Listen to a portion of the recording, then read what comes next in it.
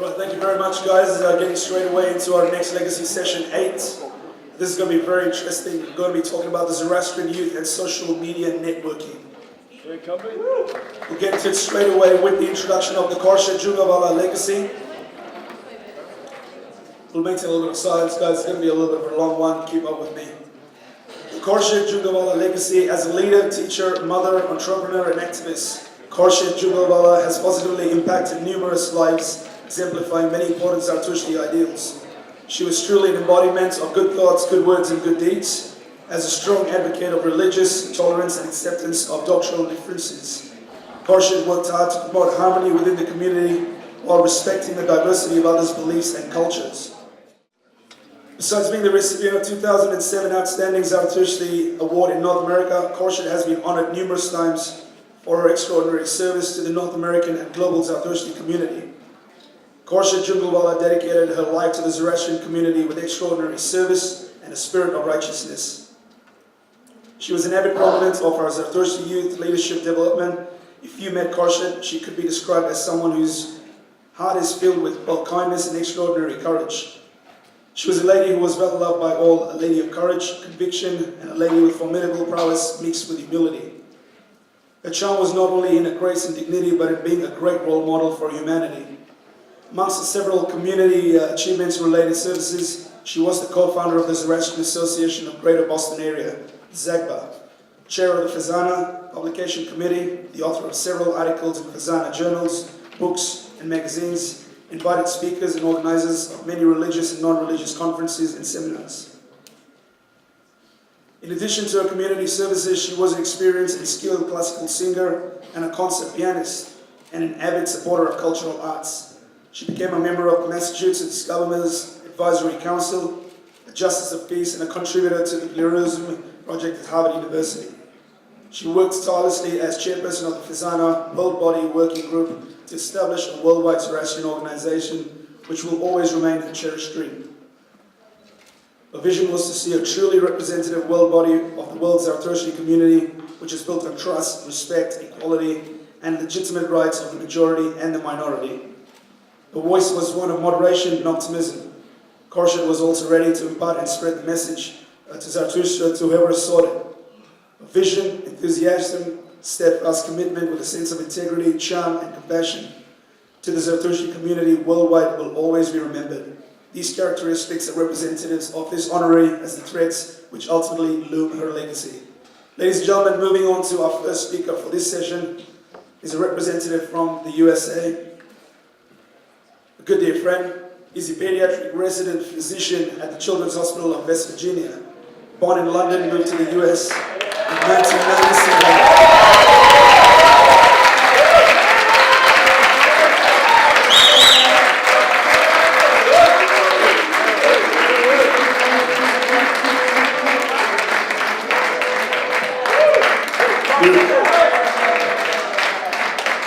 He did receive his BS degree in biology from Texas. Well, you know the fun side of him, I'm telling you the real side of him. His BS degree in biology from Texas A&M and University, his MD from Texas A&M Health Science Center. He has been active in the global Zoroastrian community, having taken part in the Youth Leadership Enhancement Program at the World Zoroastrian Congress in Dubai 2014, as well as creating the Facebook group Zoroastrianism Today, which has over 1,700 members. This discussion today will focus on the effect of social media networking on religious beliefs and practice of Zoroastrianism. Ladies and gentlemen, the very popular Hormuz Nicolwala.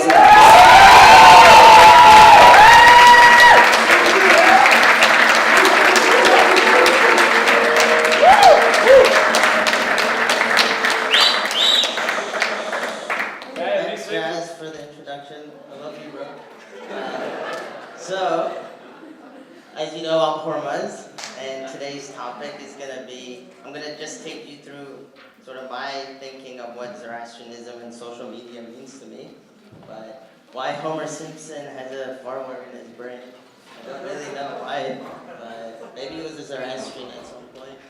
But before we start, let's talk about a timeline of life. Like all as Zoroastrians, we pretty much have a very similar background. You have to be born first, right? To be a Zoroastrian.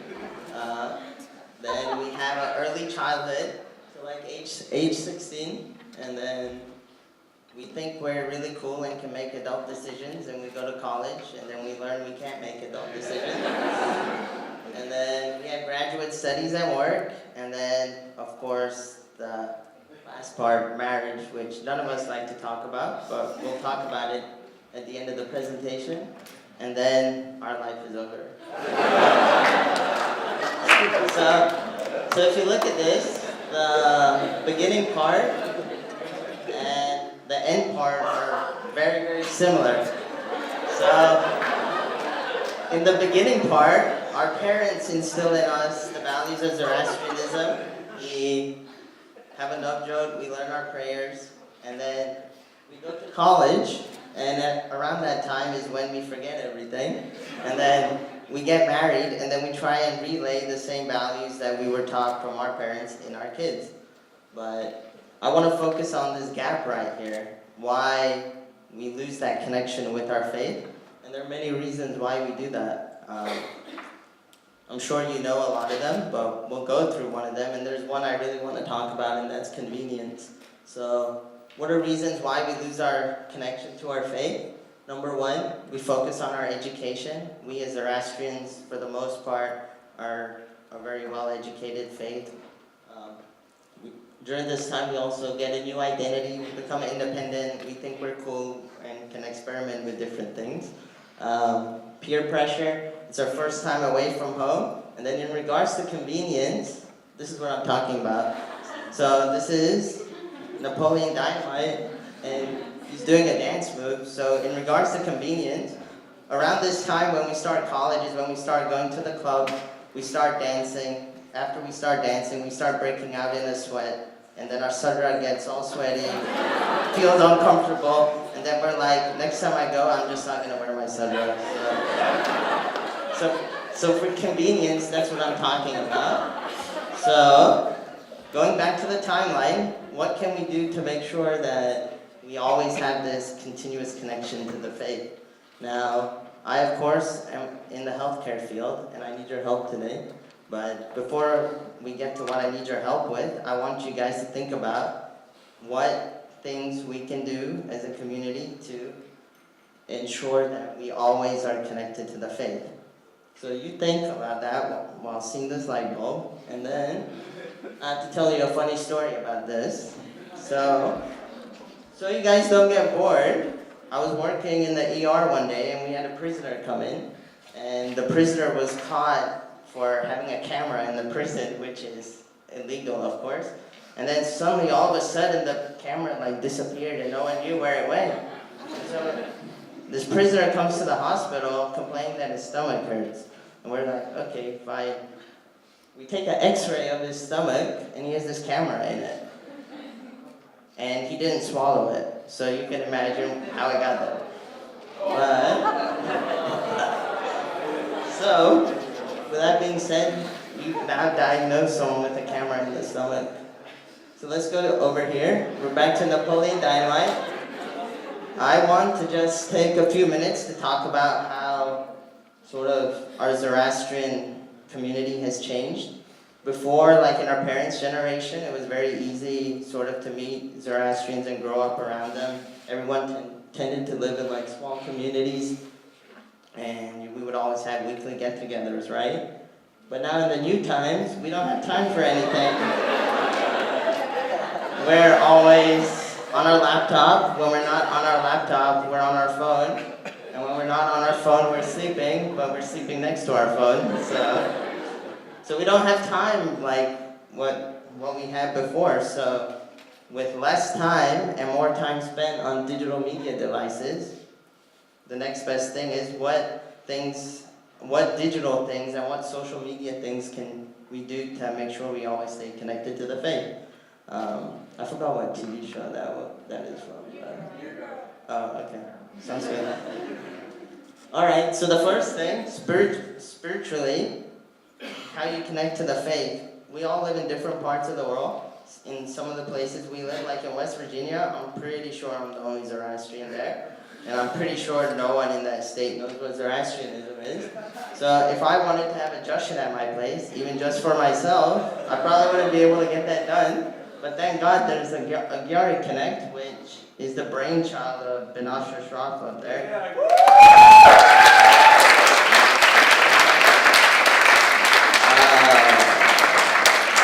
And also Dinsha Mystery, and it's basically like a virtual Agyari. You can log in, say you want like some type of prayer, you can just go to this website and basically do it. The resolution is really bad, sorry, but you get the point. Agyari Connect is there for spirituality. Then for news, we have Zoroastrians.net and we have Parsi cover. Now, the reason why this is important is because of this. So, I'm pretty sure you all know who this is, because if you don't, then something's wrong with you. But Snoop Dogg actually got in trouble like a few months ago for being in a music video, basically the follower in the background, and people thought that it was like, I forgot the word they used, but it was disrespectful to the faith.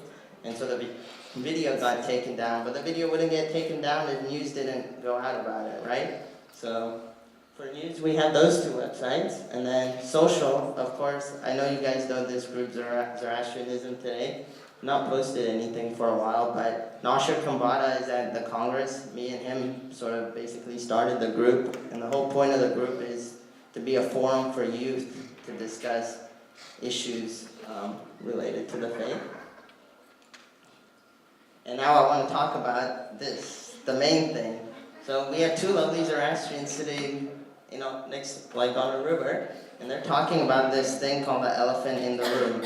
And it's a topic that we as youth don't like to discuss amongst each other, and our parents always bother us about, and that's finding a future Zoroastrian partner, right? For some of you, that's why you come to congresses. For others, that's not why you come to congresses. But speaking of the Congress is a great avenue to meet new people. And this Congress has been awesome, thanks to Tina's and her crew. But what happens after we leave this Congress? What else is there out there that can help us achieve this goal of settling down with a future Zoroastrian? So if you look at what we have right now, we have matchmakers, and we have sort of online matrimonial services, right, like Shadi.com.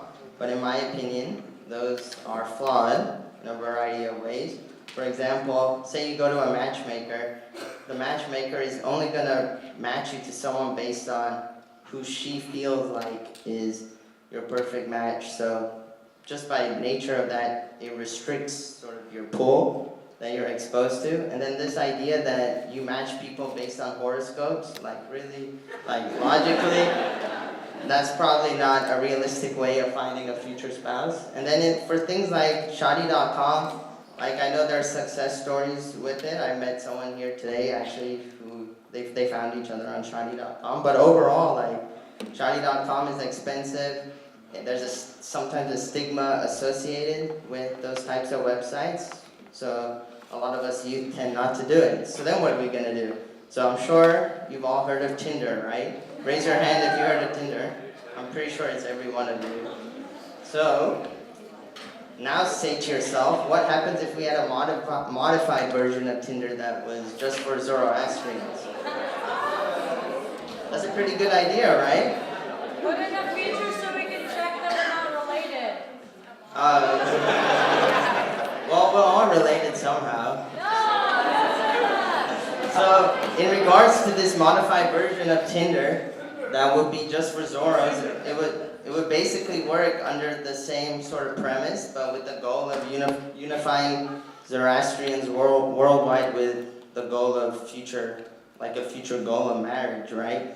But the platform would be based on the likes and interests of an individual rather than just a full standard biophysical profile. Now, why I bring this up? So we have these two people sitting here, and they're thinking like, what about the Zoro Tinder? So there's actually a group of young Zoros who are working on a pilot for the program, or pilot for this platform. And the pilot, they want to do a pilot to gauge interest and see whether it will be like a logical and sustainable option for us. And if you're interested in being part of the pilot or just contributing knowledge or information to it, you can speak to me. You can speak to Malcolm Boat right there. Or we have this anonymous email you can respond to, pilot.nzcongress@gmail.com, and we look forward to hearing your thoughts on that.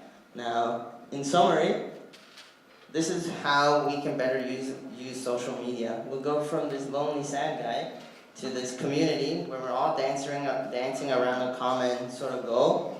And the thing is, we have all the social media resources out there. If you want spirituality, we have a virtual Agyari. What more do you want? You just have to use it. And that brings me to my last point.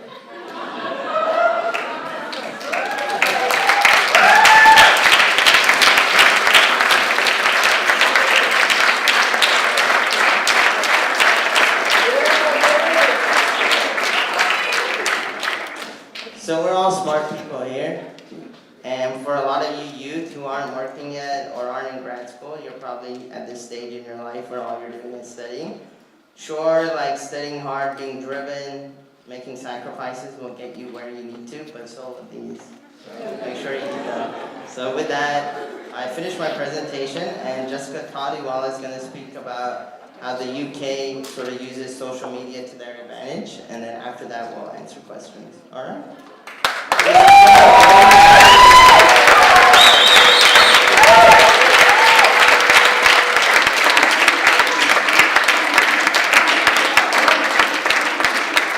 Right, thank you, Hormuz. That's probably that's an afternoon wake-up call, though. Everyone's alive now. Getting into our next speaker straight away. She's recently graduated from the university with a degree of information technology and is currently working for one of UK's largest banks, the Lloyds Banking Group, and is a vice chair. Her main interests include running, travelling, volunteering in the Young Zoroastrian UK community. As the ZTFE Young Zoroastrian event coordinator, she regularly uses social media to organise events, which makes this topic even more special. She plans to address the topic by discussing the various ways in which young Zoroastrians in the UK can network, focus on different types of social media websites, applications that are used such as Facebook, WhatsApp groups, and looking at how this affects the way we network with each other socially. Ladies and gentlemen, please welcome the very beautiful Jessica Todiwala.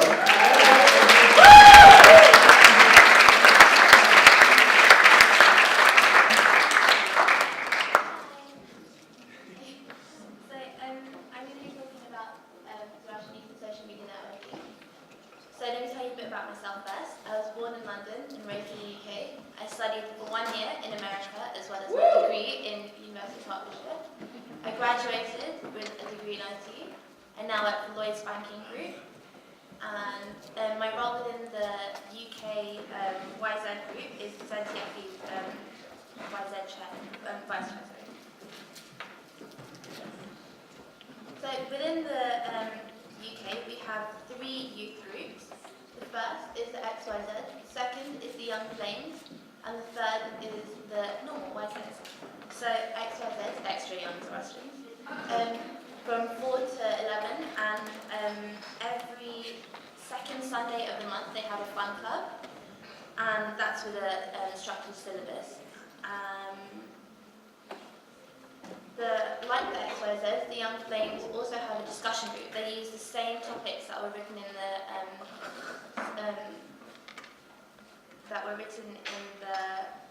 syllabus, but they have a larger debate, so they can talk more in depth, and if they have any other questions that they need to ask, they can ask questions.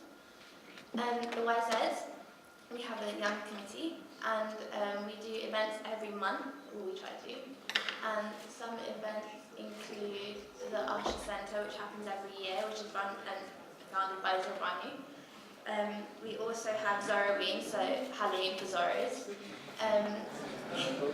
We had a night out in Sleepover where we take everyone to a club in London, and then we arrange for minibuses back to the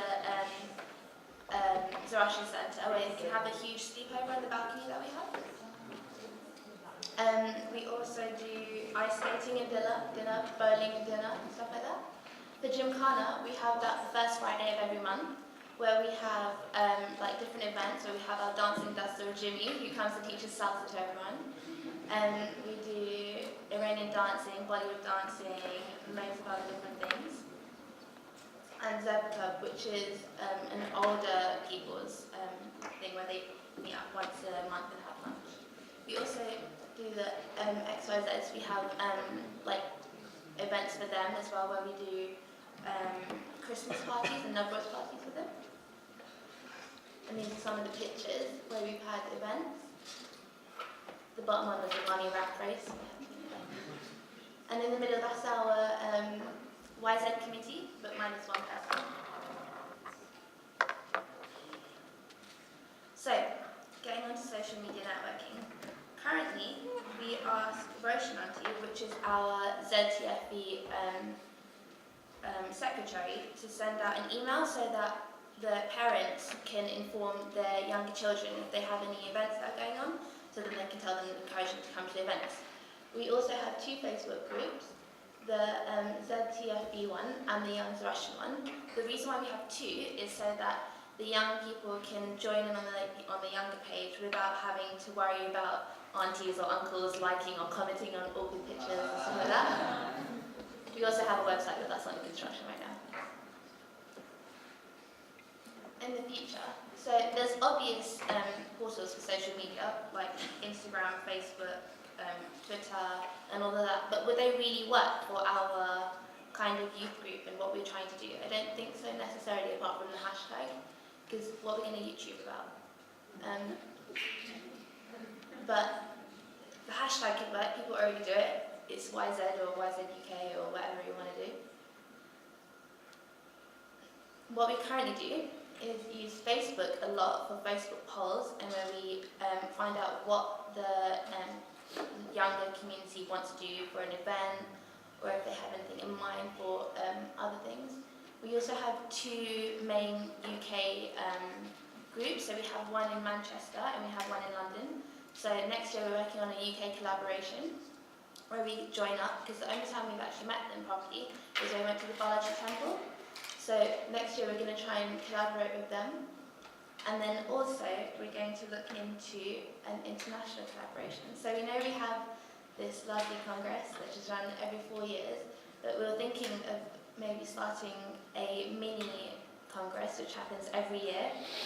So it's going to be a long weekend away in a part of the world. So either next year or the year before, it's going to be held in the UK. So watch out for that. And that's it.